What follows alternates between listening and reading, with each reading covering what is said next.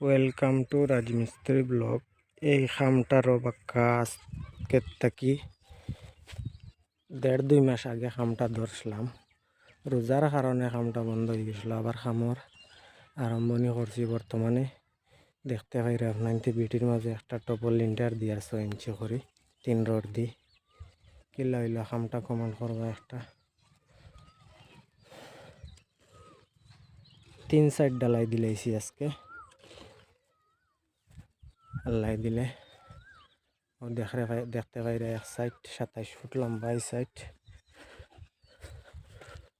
ও side হইয়া থাকলো গিয়া 45 ফুট লম্বা।